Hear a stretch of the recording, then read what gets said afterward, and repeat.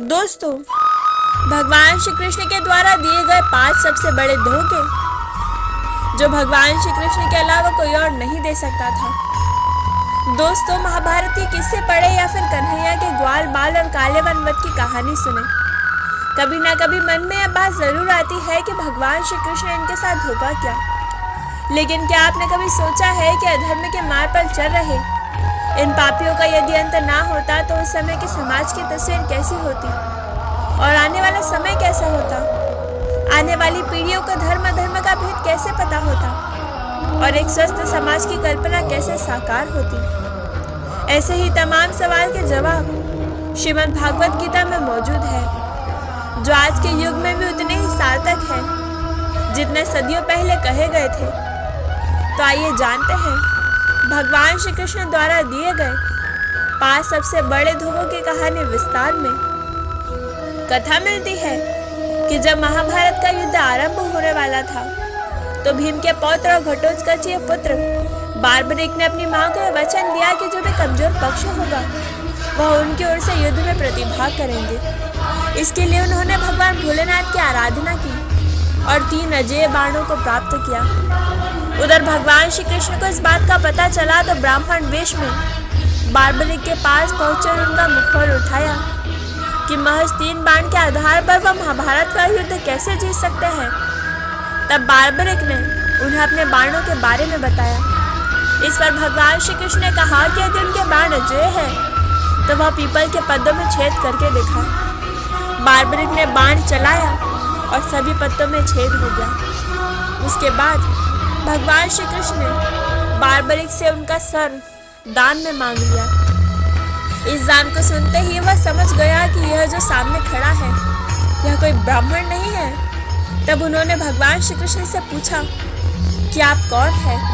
तब भगवान श्री कृष्ण ने उन्हें सब सच बताकर अपने विराट रूप के दर्शन करा। इसके बाद बार्बरिक ने अपने सिर का दान तो कर दिया लेकिन महाभारत युद्ध देखने की इच्छा जाहिर की। इस पर भगवान श्री कृष्ण ने बार्बरिक के महाभारत युद्ध को देखने की इच्छा पूर्ति के लिए उस पर अमृत का छिड़काव करके एक पहाड़ी पर उसका सिर रख दिया ताकि वह पूरा महाभारत का युद्ध देख सके। यह घटना जिस जगह हुई वह वर्तमान में हरियाणा के हिसार जिले में है। कर्णवध की कथा। दोस्तों, महाभारत के अनुसार जब कर्ण और अर्जुन का युद्ध चल रहा था तब संग्राम में कर्ण ने अपने बाणों से शत्रु पक्ष के बहुत से वीरों का संहार कर डाला। 7वें दिन में जब कर्ण का युद्ध अर्जुन के अतिरिक्त सभी पांडवों से हुआ, उसने महाबली भीम सहित पांडवों को एक एक कर परास्त कर दिया। लेकिन माता कुंती को दिए वचनानुसार उसने किसी भी पांडव की हत्या नहीं की। 17वें दिन युद्ध में जब कर्ण और अर्जुन आमने सामने थे तब युद्ध में कर्ण द्वारा अर्जुन का सिर धड़ से अलग करने के लिए नागास्त्र का प्रयोग किया गया, लेकिन श्री कृष्ण द्वारा सही समय पर रथ को भूमि से थोड़ा सा धंसा लिया। इससे अर्जुन बच गया। इससे नागास्त्र अर्जुन के सिर से ठीक ऊपर उनके मुकुट को छेदता हुआ बाहर निकल गया।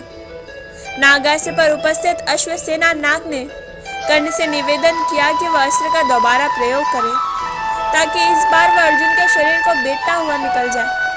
लेकिन कर्ण ने माता कुंती को दिए हुए वचन का पालन करते हुए अस्त्र के पूर्ण प्रयोग से इनकार कर दिया। इसके बाद युद्ध चल ही रहा था कि कर्ण के रथ का पहिया जमीन में धंस गया। उसने अपने को देवी अस्त्रों से प्रयोग में असमर्थ पाया, जैसे कि उसके गुरु परशुराम ने श्राप दिया था। तब कर्ण अपने पहिए के रथ को निकालने के लिए नीचे उतरा और उसने अर्जुन से निवेदन किया कि वह युद्ध के नियमों का पालन करते हुए कुछ देर के लिए उस पर बाण चलाना बंद कर दे। तब श्री कृष्ण ने अर्जुन से कहा कि कर्ण को कोई अधिकार नहीं है कि अब वह नियमों और धर्म की बात करे, जबकि स्वयं उसने भी अभिमन्यु के वध करते समय किसी भी युद्ध, नियम और धर्म का पालन नहीं किया था। उन्होंने अर्जुन से कहा कि अभी कर्ण असहाय है इसलिए उसका वध करें। तब अर्जुन ने एक देवी अस्त्र का उपयोग करते हुए कर्ण का सिर धड़ से अलग कर दिया। तीसरा, जयद्रथ वध कथा। दोस्तों, सूर्यास्त से पहले जयद्रथ को मारने की अर्जुन की प्रतिज्ञा सुनकर जयद्रथ कांपने लगा। तब द्रोणाचार्य ने उसे आश्वासन दिया कि वे ऐसा व्यूह बनाएंगे कि अर्जुन उसे देख ही नहीं पाएगा। वे स्वयं अर्जुन से लड़ते रहेंगे तथा व्यूह के द्वार पर भी स्वयं ही रहेंगे। अगले दिन युद्ध शुरू हुआ। अर्जुन को जयद्रथ कहीं दिखाई नहीं दे रहा था। उधर दिन बीतने लगा। धीरे धीरे अर्जुन की निराशा बढ़ती गई। वह देखकर श्री कृष्ण बोले, पार्थ समय बीतता जा रहा है और कौरव सेना ने जयद्रथ को रक्षा कवच से घेर रखा है। अतः तुम शीघ्रता से कौरव सेना का संहार करते हुए अपने लक्ष्य की ओर बढ़ो। यह सुनकर अर्जुन आगे बढ़े, लेकिन जयद्रथ तक पहुंचना मुश्किल था। सूर्यास्त होने ही वाला था। तब श्री कृष्ण ने अपनी माया फैला दी। इसके फलस्वरूप सूर्य बादलों में छिप गया और शाम का भ्रम उत्पन्न हो गया। शाम होते देख जयद्रथ और दुर्योधन प्रसन्नता से उछल पड़े और अर्जुन को आत्मदाह करते देखने के लिए जयद्रथ कौरव सेना के आगे अट्टहास करने लगा। तभी जयद्रथ को देखकर श्री कृष्ण बोले, पार्थ तुम्हारा शत्रु सामने खड़ा है, उठाओ अपना गांडीव और वध कर दो इसका। यह देखो अभी सूर्यास्त नहीं हुआ है। यह कहकर उन्होंने अपनी माया समेट ली। देखते ही देखते सूर्य बादलों से निकल आया और दृष्टि आसमान की ओर गई। सूर्य अभी भी चमक रहा था। तब अर्जुन ने अपना गांडीव उठा लिया और श्री कृष्ण के कहे अनुसार जयद्रथ की गर्दन पर वार किया, जिससे उनका सिर उत्तर दिशा में 100 योजन की दूरी पर तप कर रहे अपने पिता की गोद में जाकर गिरा। जयद्रथ का पिता चौंक कर उठा तो उसकी गोद से सिर जमीन पर गिरा। सिर के जमीन पर गिरते ही उसके सिर से 100 टुकड़े हो गए। काल्यवन वध की कथा। दोस्तों, पौराणिक कथा के अनुसार मगध के शासक जरासंध ने मथुरा पर हमला कर दिया। हमले के लिए जरासंध ने शिवजी से अजय का वरदान प्राप्त काल्यवन को भेजा। वरदान के कारण श्री कृष्ण ने काल्यवन को नहीं मारा। काल्यवन से भयंकर युद्ध चल रहा था। युद्ध के दौरान यह रण छोड़कर ललितपुर के धोजरी के एक पर्वत स्थित एक गुफा में आकर छिप गए। गुफा में उस समय मुचुकुंद ऋषि तपस्या कर रहे थे। उन्हें वरदान था कि उनकी दृष्टि सबसे पहले जिस पर पड़ेगी वह भस्म हो जाएगा। श्री कृष्ण ने वहां अपने पीला वस्त्र मुकुंद ऋषि के ऊपर डाला और गुफा में छिप गए। भगवान श्री कृष्ण का पीछा करते हुए काल्यवन गुफा तक आ पहुंचा। काल्यवन ने पीले वस्त्र से तपस्या कर रहे मुकुंद ऋषि को श्री कृष्ण समझा और भगवान श्री कृष्ण के धोखे से मुकुंदचंद ऋषि को मारना शुरू कर दिया। ऋषि मुकुंदचंद ने जैसे ही आंखें खोली, उनकी दृष्टि हमला कर रहे काल्यवन पर पड़ी। इससे वह भस्म हो गया। इसी तरह श्री कृष्ण ने बिना से मारे ही काल्यवन का वध करा दिया। इस घटना के बाद से युद्ध भूमि छोड़ ललितपुर की इस गुफा में आने के बाद भगवान श्री कृष्ण का नाम रणछोड़ पड़ा। दुर्योधन वध की अनेक कथा। दोस्तों, महाभारत का युद्ध अपने अंत की ओर था। युद्ध में सभी कौरव मारे गए, लेकिन केवल दुर्योधन ही अब जीवित बचा हुआ था। ऐसे में गांधारी ने अपनी आंखों के पट्टे खोलकर दुर्योधन के शरीर को वज्र करना चाहा।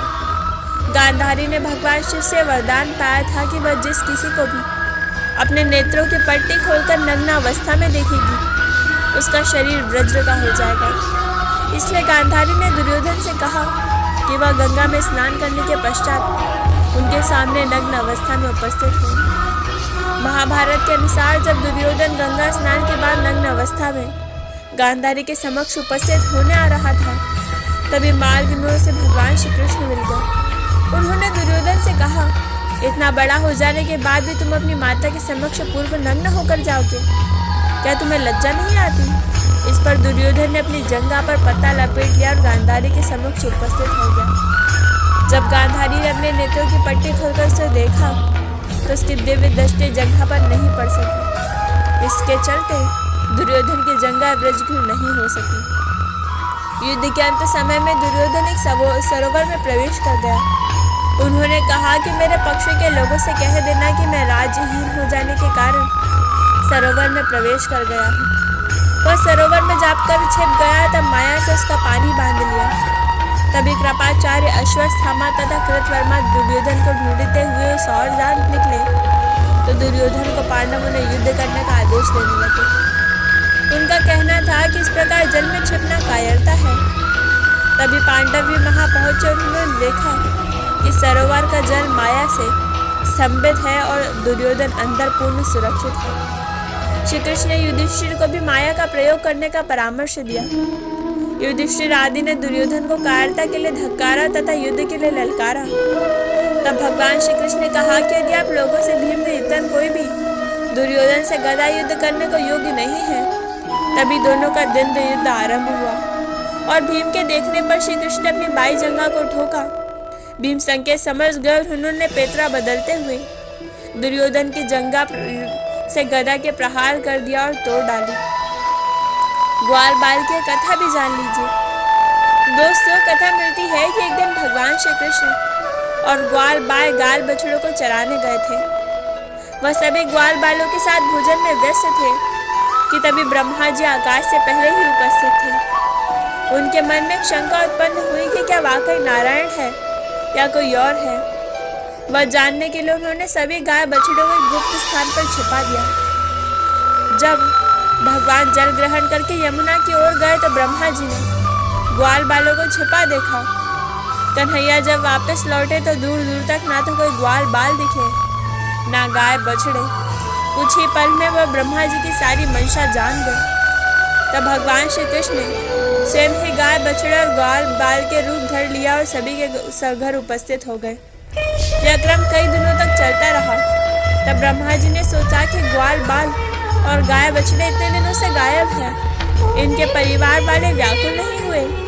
यह क्या है कि अब तक शांति है। तब ब्रह्मा जी ने देखा कि उन्होंने जिन ग्वाल बाल और गाय बछड़ों को छुपाया है वह तो श्री कृष्ण के भी पास है। तब उन्होंने अपनी गलती का एहसास हुआ। वह समझ गए कि कन्हैया कोई और नहीं स्वयं नारायण ही है। उन्होंने ब्रज जाकर श्री कृष्ण से क्षमा याचना की। कन्हैया ने भी श्री प्रसन्न होकर ब्रह्मा जी को अपने चतुर्भुज रूप के दर्शन कराए। ये वीडियो आपको कैसी लगी हमें कमेंट बॉक्स में बताना मत भूलिएगा और ऐसी और वीडियो देखने के लिए